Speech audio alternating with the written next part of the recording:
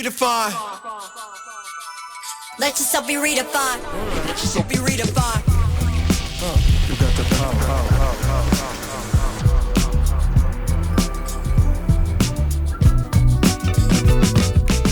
All right, guys, we're back. Thanks for joining us for another episode of Brotox and Chill. Super excited to have you guys with us tonight. I've got one of my close friends, again, one of my best homies in the industry. We've got a great story of how me and this guy met, but we're blessed and super fortunate to have Cam, or Cam as I call him, but Cameron Hemphill joining us tonight. What's up, Cam? What's up, Ken? How you doing, bro? I'm thrilled to be here. And dude, love the conversations, offline, online, all the conferences. It's a pleasure, dude. I'm glad that you have this platform and super excited to be here.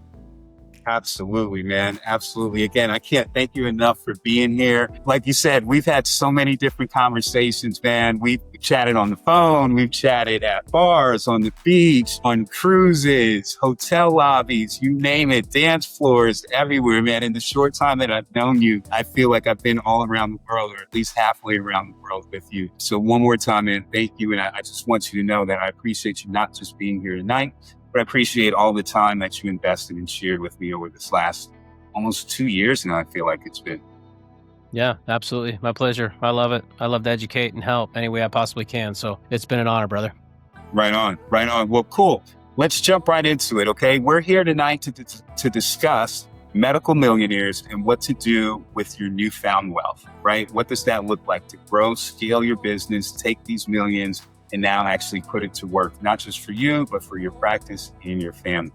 So before we get too in-depth into it, Cam, I want to take a step back and I want to really introduce you to the audience, the viewers and the listeners. I want everybody to really understand why you're on the show tonight and get to know you. So let's start out and let's really take a real big step back. And I want to ask you, like, Cam, where are you from, man? Like, where'd you grow up? Where'd you go to school? How'd you start your first business? And ultimately, how did you get into the medical aesthetic space? Yeah, my gosh. Great question. Loaded question. Yeah, dude, I appreciate it. And I think this is a great intro just to give, the audience a little bit of color. I obviously run my own podcast and I really appreciate the question. So originally from Salt Lake City, Utah, and, born and raised there, went to high school, Brighton High School, which is a very well-known high school, 5A, large high school, has a great brand, great reputation on the east side in a place called Cottonwood Heights. And, it's an affluent environment. It's up on the East Bench by the mountains. And, it's a very entrepreneurial area. It's a very entrepreneurial state. If you look at some of the biggest companies that have come out of Salt Lake City, Utah, Lehigh, we have the Silicon Slopes there. You have a tremendous amount of tech that's come there. And, I don't know if that's influence from, the Mormon community or just like it being a good old boys place. I'm not sure, but there truly is something in the water in Salt Lake City, Utah. And that's where I'm from. I played on the high school golf team there. I knew I was an entrepreneur ever since I was a student that, I was a C student, dude. Like, I always questioned everything. I was never this, amazing A student. I could have been. I wasn't that interested in the subject matter that was being taught to me, right? Like, science, like chemistry, it just didn't really grasp me. Okay, basic math, get it. Okay, read, write, understand it. But what about like complex issues? What about like bridging the gap in terms of solving problems? School, the more I've advanced my learning post-school, I've just come to realize that, entrepreneurs ask questions, they want to solve problems, and they really, they look the other way when it comes to this is the status quo. It's like, well, is it though? Or is there a better way to achieve the net result, right? And so I recognize that early on, and I've been blessed to have a great entrepreneurial journey. Cam, do you remember your first business venture and what led you to it? Oh my gosh. There's so many, Ken. There's so many. Like going back to, me as a kid, I was the kid that had the lawn mowing business, right? That probably lasted like 4 houses, so quick failure, right? But I was ambitious. I created the flyers and then I went and it was just in my small little neighborhood and I got a couple accounts and, I quickly realized, well, I don't think I like mowing lawns, but I had that gig. I sold cell phones. Oh my gosh, as as a teenager, dude. I was that dude that was at the mall selling cell phones. I don't know if that was in your era, but I was one of those guys. No, yeah. Yeah. So sold cell phones, and quickly had a knack for relationship building, communication skills, closing deals. I really liked the ability to communicate with people's desires, wants, and needs, and how to fulfill that solution for them and see a reward. And so I've always been attracted to performance. I'm very competitive. I'm a very competitive golfer. I'm an avid snowboarder, skier, and so you can kind of apply the overall athletics and the competitive atmosphere to business. Mm-hmm. So I failed early on. I mean, I worked at a car wash for many years when I was, a freshman to a senior year. And you had to earn tips, right? This was before like it was all automated where you just drive up and the whole thing is automated. We'd have to drive the cars from the vacuum to get it washed to dry.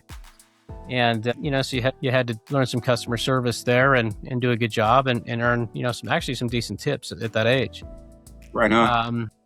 And some other things that I after that, once I, after high school, went on to college for a couple of years, played golf at NMSU. And it was interesting enough where things really shifted was I was in an internship in Park City, Utah. There was this beautiful new golf course being built called Promontory. Very, very affluent. Well, I was there when the first course was being developed, right when it was finished.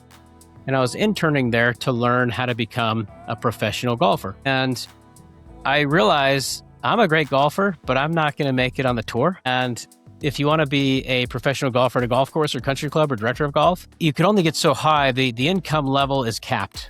Okay. I quickly realized, well, I don't really want to live in that environment. I actually don't want to even teach lessons. I feel like it would be painful to live at a golf course, work there, and have to watch everybody else play. And I'm not making the income I want to make. I realized that wasn't for me. And what was so compelling about working up there was every single member was either an entrepreneur, they were a real estate professional, or they had owned some sort of business. It was always around with asset creation, deal transaction, accumulation of wealth through some sort of, income exposure that had no cap. And I asked them lots of questions. And so I went back to college and I said, I'm going to leave. I'm going to go home and I'm going to get into the real estate world. And that's what I did, Ken, was I got into real estate. I think I want to say maybe 20 years old. Got my real estate license and very, very quickly started making real money. And I loved it. I loved the relationship side of it. I loved the negotiation side of it. I loved the transactional experience. I love just learning how to make capital in a very quick manner. I quickly realized, oh my gosh, I can make so much money here versus, and if you're going to trade your time for dollars, why not maximize it? And for some reason, that just clicked with me.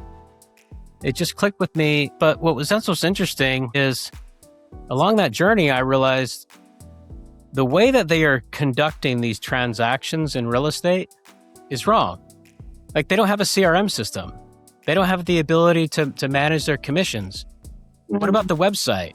How does the lead flow all work? How does the digital marketing? And so I was an agent. We used to have, this ages me. I'm not even that old, but you could fax to email, right? This is back in 2005, 6, you could fax email. And there was literally, when you wanted to submit an offer, there was a line of like 20 people deep that could fax the email. We thought it was the coolest thing ever. Well, technology obviously advanced. And I said, there's got to be an easier way to do this, manage your leads, your transactions.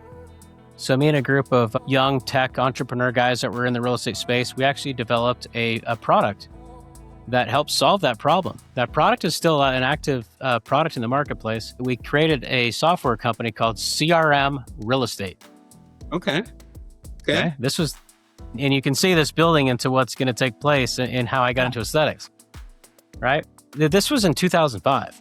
This is 20 years ago. And we developed a really cool product. We hired a dev team and other agents wanted to start using it. Coldwell Banker started to want using it. We had the opportunity to actually raise capital, sell some of the tech to NRT, Coldwell Banker, to fast track this story.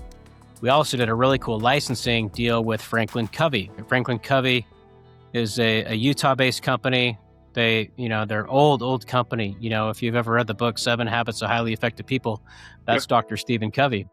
We took their methodology of like big rocks, small rocks, goal planning. They have these day planners, and we digitized it. We put it on the internet and connected it to a CRM. It was called Plan Plus Online. In fact, that company is still going. So I helped take that go to market with those guys. I mean, I was young, and we had our own CRM. At that same era, Salesforce.com was coming out. Yeah. And we made the joke. We're like, you know what? If we took all the cash that we raised for Plan Plus Online and we just put it in Salesforce stock, we all would have been way better off. Wouldn't have been bad. Yeah. Way better deal. Yeah. Oh my gosh. We would have made, I mean, it's embarrassing to run the numbers, but that's all we had to do. Unfortunately, we wanted to grind and take it the hard way. We don't know. But, after that, I was recruited by Salesforce.com to spearhead as a consultant. They wanted to create a real estate version of Salesforce, and there was a company called Property Base that was grown from it. And I helped Salesforce and Property Base deliver that product from a licensing model internationally. We had an office in Munich, Germany, and we had an office in Salt Lake City and San Francisco. I did that for 8 years, and it was fulfilling and it was rewarding. And all I did was sell licenses to Salesforce, but then we would do the implementation, like the process, automation, what happens when a lead hits, what text goes out, what email goes out. How do you manage the customer journey inside of a software platform? And the funny thing is getting into aesthetics, right? Like, how does all this get into aesthetics? Well, let's see where it's going. You see where it's going. My wife has been in the beauty industry for 20 years, and she ran her business very, very antiquatedly, like just paper-based, no tech. And I just had the hardest time watching that happen. She loved it. She didn't care. That's how she managed it. And I'm like, can we use Google Calendar? Can we use, something? And just didn't work. Well, my good friend of mine was buying a med spa in 2014. Okay. And this med spa is cranking today, by the way. I'll say the brand, but he said, I'm thinking about buying this practice. I'm like, dude, I know nothing about med spas. I don't even know what they are. I think you can get Botox or something. I've heard that term. But from my understanding, it's a cash pay system and it's a marketing system and you need some way to manage the leads. He's like, exactly. Their bookings are low, so talk to me. So anyway, we developed a product. That's how Growth 99 was born. I developed a product that was initially to help with Google reviews. And it really was like the same exact thing that Podium was doing. Podium went and raised $30 million from venture capital. I was bootstrapping this thing to see if it was even going to work, and Podium just took off, right? And Podium, their origin story had nothing to do with aesthetics. I mean, they made their big run in automotive. Like that's where they hit it hard, and they're in all service-based businesses, plumbing, HVAC, like they've only been aesthetics for a couple of years. But it was interesting how now they're in aesthetics, and I was in the industry, before them, I don't know, roughly 7-8 years maybe. But we deployed that strategy for my buddy, Brady Nord, good friend of mine. I went to high school with them, and they started getting reviews like you wouldn't believe, which helped with their Google Maps ranking. And I mean, I'm talking, back in 2015 now. Wow. So 10 years ago, right? And we quickly realized that was working. However, to have a robust medical aesthetics front-facing digital presence, you need website. Well, you need ads. Well, you need social media. Well, okay, cool. We can make all this stuff happen. But what happens when the leads come in? You need a way to manage the leads, to monetize the leads, to make sure they convert. Well, now you need reporting against it. Where are the leads coming from? Which ones are converting the most? And so that's how it evolved, right? Is it started with review feedback loop, quickly realized it was working, and why not help other practices? And so I started going to conferences. I went to the first AmSpa conference that was ever held. The first one. Dude, the exhibit hall was like 20 people. Right? Crazy. And, no one we really didn't know what we were doing. I don't think anybody did, but we all, advanced our skill sets, learned very quickly what the market needed, market wanted. And there was a ton of practices that went through that conference that needed services like ours. And so the industry was desperate for a agency type of model with a partner type of model that could help them very easily with website, SEO, social media, ads, CRM under one rooftop. And we did a really good job growing that company from it's obviously still running today, but it services a couple thousand practices at this point. Absolutely. Ours being one of them. I'm curious, Cam, if you can share, where'd the name come from? Who came up with the name? Is that you? I love it. It's I had a partner at the time, and it was funny. We didn't really care about the name. Right on. I was like, it didn't take like a ton of time to think about what should we call this. We were thinking, okay, it needs to be something that has to do with grow. It needs to have to do something that's growth. It's like, why not like Growth 99? Because we're always striving to be 100. I'm like, perfect. Let's do it. Go get the domain. It was that easy. It wasn't. I wish it had a better story behind it, but maybe that is a good story. Like we didn't really think about it. We didn't have time to think about it.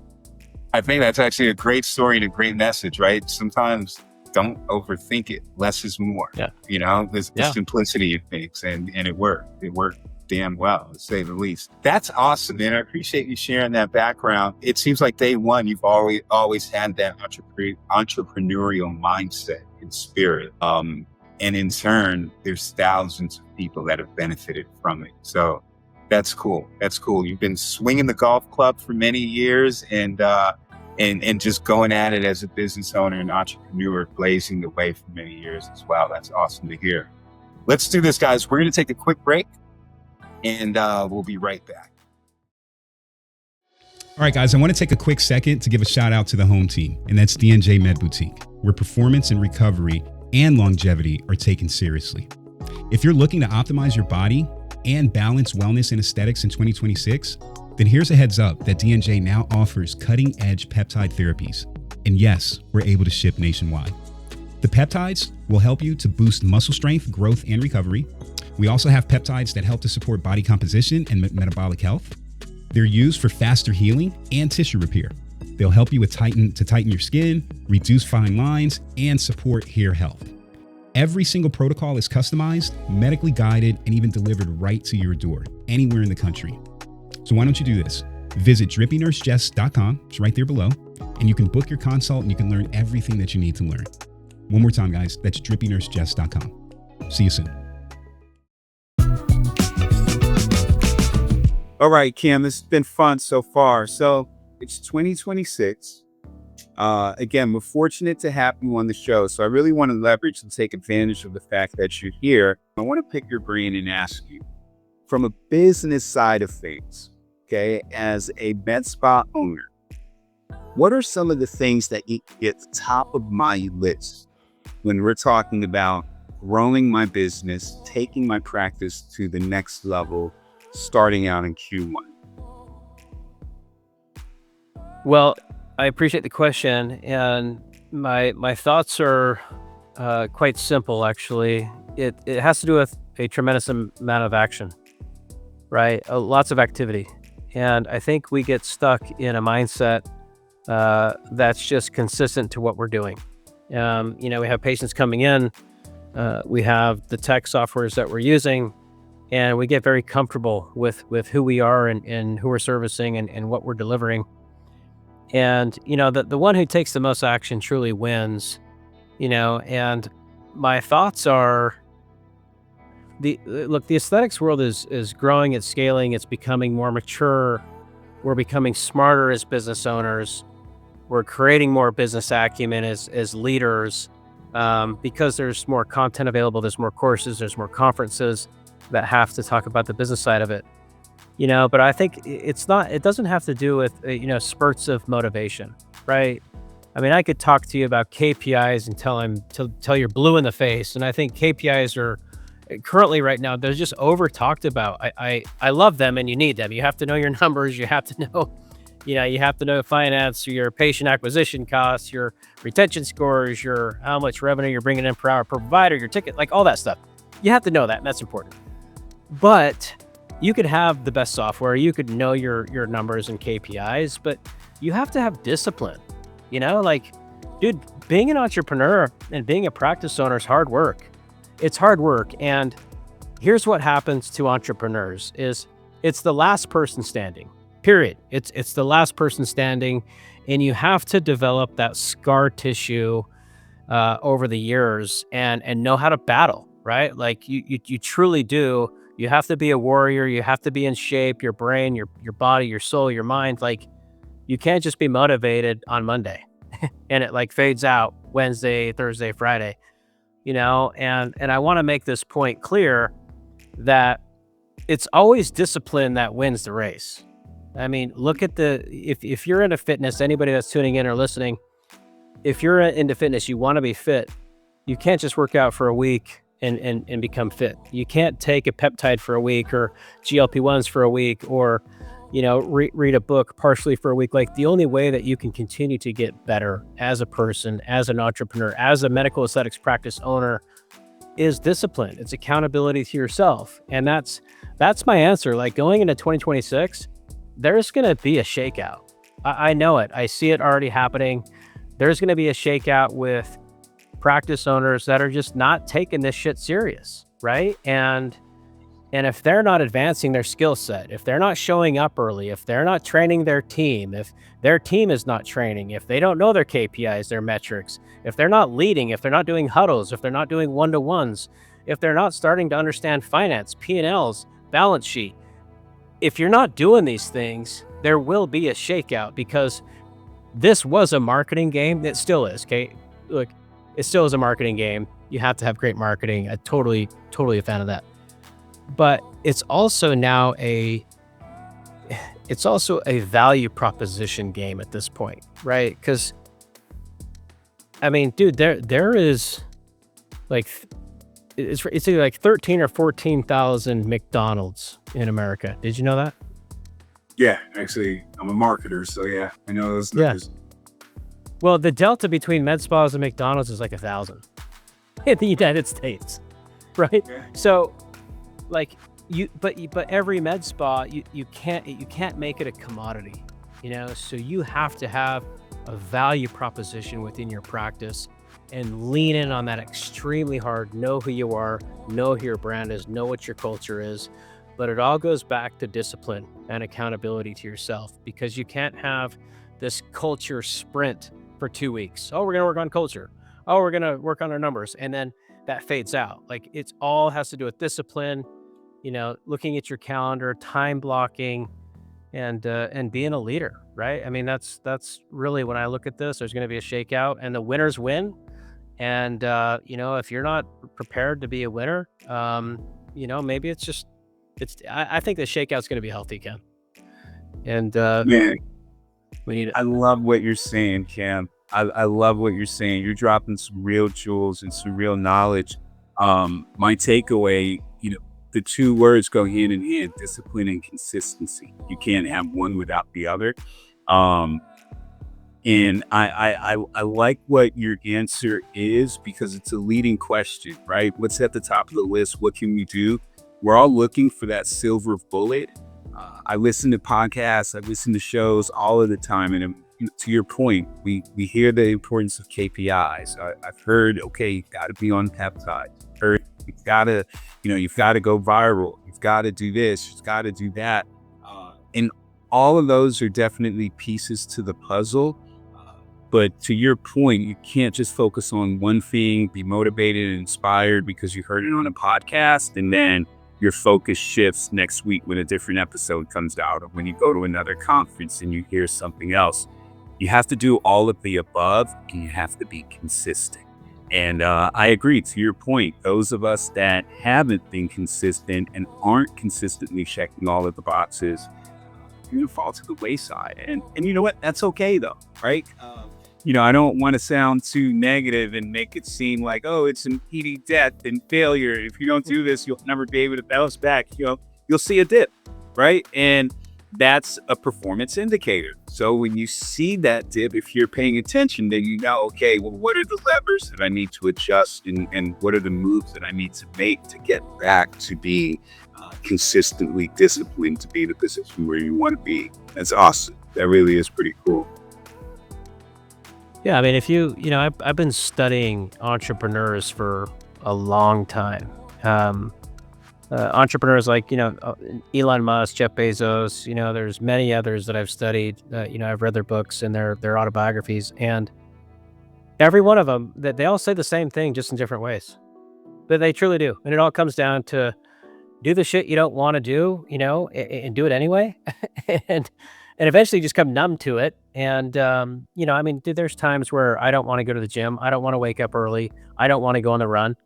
But I'll tell you what, you feel damn good after you do it. And you actually, you're getting a competitive edge. And that's what it's about. Every single time. Every time I don't want to work out, I feel damn good afterwards. And yeah, to that point, when you're in the crowd of people and you're looking around and you can tell who is going to the gym and who isn't, you end up appreciating the fact that you got up when you didn't want to. So I'm with you on that for sure. Cam, I want to shift speeds a little bit, okay? One of the main things that I appreciate about you and that I've always watched and learned from you very early on, and anybody that has you on social media, if they're paying attention, they're going to be aware of this as well. You are an avid investor. It's something that you're into. I see your posts about crypto. I've told you offline that, I've got my Bitcoin card or Coinbase card, just from one of your posts. I saw you post and I said, man, I got to have one of those. And I did what I needed to do to get one. And, I'm so proud and happy to have it. So, I'm curious on a two-part question. First and foremost, where did your passion for investing come from? I heard you mention it earlier when you were younger, thought about investing in Salesforce, and that was over 20 years ago. So where did that stem from? And then second part of the question for those viewing and those listening, as a med spa owner and hopefully as a new medical millionaire, what's some direction that you could give us as far as, starting our path in investing? Yeah, first off, I'm glad you jumped in and got into the Coinbase environment, and maybe I can officially call you a Bitcoiner. I'm a Bitcoin. Yeah. Okay, I love it. Yeah, so, life is interesting. I happened to be sitting on the beach with my dad. We used to go to Kona, Hawaii as a kid. Growing up, we'd go to Kona, Hawaii every Christmas for 2 weeks, sometimes for a month. And, I'd find myself always listening to music, and kind of just chilling on the beach. We'd surf and we'd boogie board and, all that stuff and play golf. And it was great. My dad was always reading, and I'm like, oh, he's an old man. He reads, that's what old men do at the beach. They read. But he had this book and I'm like, hey, what are you reading? He's like, you should check this out and read it, and threw it to me. And it was a very simple book called The 5 Elements of Investing. And I forget the author, but it's out there. I can send it to you. It was the very first investment book I ever read. And it was an easy read. And I was immediately hooked, dude. Immediately freaking hooked. And from there on, I was I think I was maybe 17 or 18 at that point. So, I was young. I'm 40 years old now, and so I've been at it for a while. Well, the book had to do with understanding the fundamentals of compounding interest, and how time in the market is your biggest advantage versus trying to time the market. I knew nothing about markets. I didn't even know how to buy a stock. I had no idea. I knew a little bit about real estate, that sort of thing. But I immediately was just intrigued, and I was like, wait a minute, you're telling me that I have the ability to become a millionaire if I just follow this formula. It was save a certain amount of money every single month and make like a 10 to 20% return, depending on the S&P 500. The S&P 500 typically returns, 12 to 15%, 10%, whatever, over the past 100 years, let's just call it. And if you do the math, there's compounding calculators out there. Every single person will become a millionaire.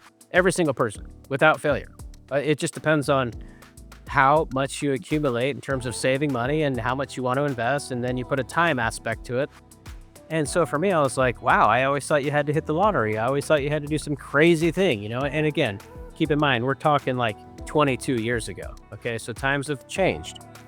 $1 million back then was quite significant versus what it is today. So I started to really look at my financial situation, which really wasn't a financial situation. I was still a kid, right? So, but I wanted to have, my mind was, I wanted to have a really, like, a dope car was cool. Like like that sort, all that stuff was cool to me. And you could go down this rabbit hole of having these cool, expensive toys. And it's great. I love that stuff, but there's also a sacrifice for it, and so I always, what happened to me was I started looking through the lens of delayed gratification. And do I really need that? Do I really want it? Or could I deploy it to a vehicle that's going to give me a return on my cash? And what happened was, I'm grateful I learned this at a young age, because I started investing. I opened up a brokerage account, I opened up IRAs, and I started investing. I couldn't buy real estate because I didn't have enough money, right? You have to have a little bit more cash to buy real estate. But stocks was easy because I could buy, I could spend $100, I could spend $20, and I could do it on the internet. And it was really quite easy. And so I started continuing my education, Ken. This is I feel like it's like a whole other story of who I am, to be honest. But I read The Millionaire Next Door. I mean, talk about a must-read book. I mean, just completely life-changing. He does all these stats and data points on who is actually millionaires, what they do for a living. People that don't look like millionaires are the people that look like millionaires aren't, okay? Because they spend all their money trying to look like a millionaire. The millionaire doesn't. They drive the F-150 that's got a freaking dent in the side of it and maybe has 150,000 miles on it. That's the millionaire. And he's I forget the author of that book too, but I've read it so many times. And then I advanced my journey into Rich Dad Poor Dad, which got more into the real estate side of things, the entrepreneurial side of things, how you had to have assets, and assets produce cash. And I'm just fascinated from investment books. I'll fast forward, but the best book ever is the Wealthy Gardener. The Wealthy Gardener is like, dude, I read it every January. The wisdom, John Sefork's the author. The wisdom that comes out of that book, I shit you not, I'll listen to that book, and I run. When I run, I listen to the audio. I will stop, dead stop, and I'm like, how did he come up with what he just said? Like, the wisdom is just unbelievable. And he just came out with a new book, actually, which I'm excited to read. But that book has been really inspirational in the sense of your thoughts. Like, what you put out there in the world comes to you, and how you need to build up passive income, because we all exchange time for dollars. And this rolls into aesthetics very nicely. Is in aesthetics, we sell time. That's what we sell. You have a booking, you need a booking, you sell time. You do the injection, you run the laser, whatever it is, and hopefully you maximize that dollar versus the time. Well, what happens when you can't do the injections anymore? What happens when maybe there's a down market? What happens when Google changes their algorithm and all of a sudden the leads stop? Facebook decides to go away. I don't know, right? Like, I feel like you always need to be prepared and to be able to have passive income coming in. So it's a great book on generating passive income. And so, sorry, I hope this is a long answer, but it's important because it's when I look at practice owners, injectors, because I'm around them a lot. I'm around you guys all the time, right? And even, the wellness clinics there's a lot of affluent owners. It's a very rewarding business. You can make a tremendous amount of money, and it's fulfilling. You're fulfilling this amazing need for the day-to-day consumer. You're actually selling time, but they're buying confidence. They're buying this belief in making me feel better, look better. And it's true, and it's so rewarding, right? To see the smile on their face and to see the reward and the transformation, and they're willing to pay for it. Like, it's pretty amazing. Um, you know, I think it's it's a cool job. I truly do. And I have a tremendous amount of respect for all the artists. I truly think that there's a very artistic lens to aesthetics. And I truly do have a tremendous amount of respect for it because I do not have that at all. I just don't. Like I wish I did, but I don't. And but where I see the practice owners getting a little sidetracked is them going down the complete opposite path of the millionaire next door, the complete opposite path of the wealthy gardener, the complete opposite path of rich dad, poor dad. And I'm not saying everybody, I'm just saying it seems to be theme based in how do I keep up with the social media and the Joneses, and I got to one up so and so. And I don't know how much of that is true, but just from what I see, and I just say it with caution and with love and support, I truly do, is I would love to see practice owners, entrepreneurs, take your cash that you are generating, right? We're coming, the New Year's here, and I know most practice owners are going to have a great year. And we want you to have a great year. Like, who doesn't want to make a lot of money and fulfill, the client's objective? But why not take those profits and deploy them into a vehicle that's going to pay you a return? Right. That's sexy. Okay. That's sexy. That's attractive. And get addicted to that versus the fancy shoes for a conference, or the first class airline ticket, or just trying to impress others maybe you don't really give a shit about.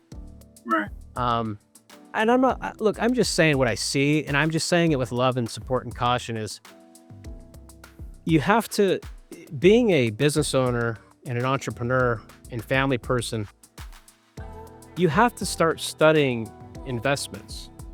You have to start taking your hard-earned cash dollars and putting it into a vehicle that's going to pay you a return.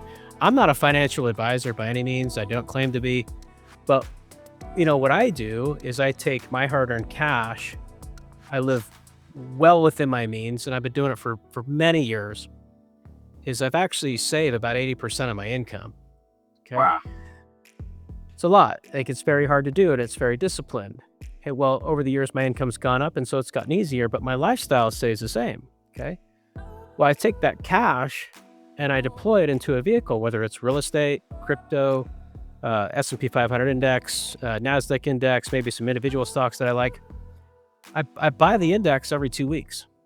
I buy cryptocurrency every 2 weeks on autopilot. I don't care if it's up, down, sideways, what, political shit's going. I don't really care.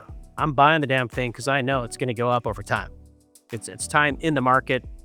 I've been doing it for years, right? And so, most people don't know, but I became a multi-millionaire at age 33. I'm 40. So I don't talk about it a whole lot, right? I know who I am and what I have, but while we're on the subject, is I didn't accumulate that from an exit. I didn't accumulate that from, I accumulated it by saving and investing over time. And what took place was you start to build this snowball, and it gives you the ability to buy real estate. I own quite a few pieces of real estate today.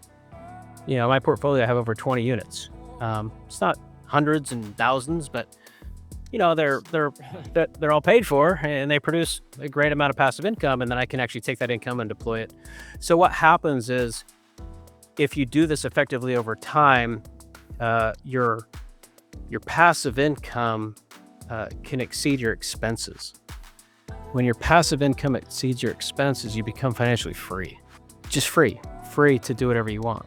Now, we're all entrepreneurs. We want to produce. We keep working. So you just keep producing and make more money. And your brain gives you the ability to look through different lenses, because the hard part's now taken care of, right? It's truly taken care of. And I think the reason I talk about this, you brought it up, I really love this discussion, and I don't get to talk about it enough. It's kind of, a lot of people don't like to talk about money, and it's a vulnerable type of conversation. But for the practice owners out there, I would just encourage you to to truly take some of those profits and put them into an area that produces incomes. Because George Washington likes to make babies.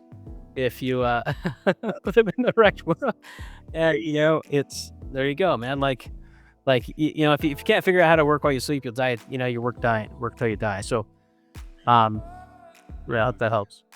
It's a huge help. And one thing that I'll say about you, Cam, is you don't hide it, you divide it, right? To your point, yeah, you don't go around bragging about your wealth and so on, but you're not a gatekeeper. You know what I mean? Like I said, I've learned so much just by paying attention to your social media.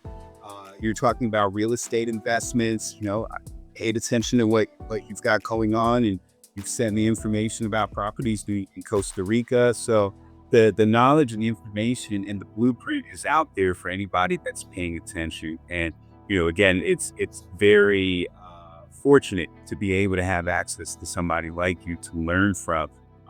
So it's awesome what you're doing. And again, those of us that are paying attention, we're definitely benefiting from it immensely. So shout out to you. Shout out to everything that you're doing. All right, guys. Thanks for sticking with us. We're going to take one more break and we'll be right back to close this thing out. Be right back. All right, guys, I want to take a quick second to give a shout out to the home team, and that's D&J Med Boutique, where performance and recovery and longevity are taken seriously. If you're looking to optimize your body and balance wellness and aesthetics in 2026, then here's a heads up that D&J now offers cutting-edge peptide therapies. And yes, we're able to ship nationwide. The peptides will help you to boost muscle strength, growth, and recovery. We also have peptides that help to support body composition and metabolic health. They're used for faster healing and tissue repair. They'll help you tighten your skin, reduce fine lines, and support hair health. Every single protocol is customized, medically guided, and even delivered right to your door, anywhere in the country. So why don't you do this? Visit drippynursejess.com, it's right there below, and you can book your consult and you can learn everything that you need to learn. One more time, guys, that's drippynursejess.com. See you soon. We are back. So thanks for sticking around. Before we get out of here, Cam, I want to have a little bit of fun with you. We'll do a quick round of just some fun Q&A stuff. I want to pick your brain and see if you can leave us with a couple more jewels, a little more knowledge that we can take with us. Sound good? Yeah, let's do it. All right, cool. So Cam, I know you're an avid traveler, all right? I always like to ask people, I actually asked our buddy Phil this as well. When you're preparing for conferences, would you consider yourself an overpacker or a notorious underpacker? I'm definitely an overpacker. You never know there's always an event. I go to the gym, so you got to have the nice clothes, the day clothes, and then gym. So last event I was at, I golfed, so I had golf clothes and golf clubs. I'm an overpacker.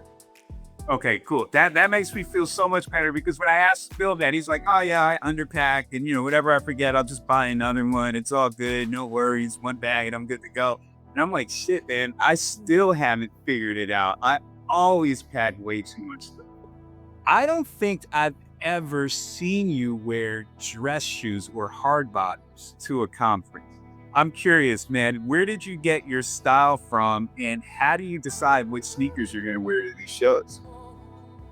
Bro, my wife does such a good job. Here you go. This is what I'm rocking right now. It's definitely a conference shoe. It's comfortable and it looks nice and it's stylish, So, I've spent a lot of hours on the exhibit hall, dude. It's painful. So you learn over the years. I think the first couple of years I did the conferences, it was always suit, shoes, and by the end of that, I'm like, I'm changing. I'm making my own style. I'm wearing what I want to wear. And it's who I am. It fits me, and that's what I like to rock, and it works. Yeah, it definitely works for it. I will say it is who you are. You are definitely consistent from day one. It's been the same thing from the first time that I met you. And in honor of you, look, check this out. I made sure to have on some crispy white shoes. Hey, put on some crispy white sneakers. So right on with that. Let me ask you this, man. Do you have a favorite brand sneaker right now? No, I don't. I have, I do. I have, what I do like right now is these, the ones that I have on. These are Cole Han. Is that how you say it? Yeah, Cole. Yeah. These are legit. Oh, comfy, nice. They're light. But I mean, like, I'm a runner, so I have my running shoes. I live at the beach. Obviously, wear a lot of flip flops, and I golf, so I got my golf cleats. So I mean, I got a decent shoe game. I don't collect it, but I got a decent shoe game. You're being humble. You're definitely being humble and honest. I see the shoe game. Strong for sure. One of my goals for 2026 is to get a run in with you too. So hopefully I'll get it done this year. I'm this work. So I will. I have to improve my time before I'm ready to run with you. Let's talk about golf a little bit to close this thing out, Cam. So where would you say are your top 3 golf courses to play in the U.S.? Your favorite course? Favorite, man. I got a lot of history in Kona, Hawaii. Let's say I grew up going there. I got my first hole-in-one at a place called Kona Country Club. That'll always have a place in my heart. I grew up going there as a kid. It's on the Big Island, South Kona, Keauhou. Some of the best golf is in the Big Island of Hawaii. It truly is. There's some very well hidden golf courses there that no one really actually knows about that are owned by freaking wealthy people. But that's out there. Let's say, Florida's got some incredible golf. Like where I live, I'm a member at the Watersound Beach Club. There's 3 championship golf courses here. You got Greg Norman, you got Fazio, you got Davis Love III. Great courses, but I've been on some of the best golf trips ever. I've been to Bandon Dunes 9 times, and 9 years in a row. I don't know why we didn't do 10th, but I guess I could have back there. But it was 9, and the golf courses out there. That's in Oregon on the Oregon coast. Some of the most beautiful landscape you've ever seen. Weather can be hit or miss, but you can't have a cart. It's caddies only.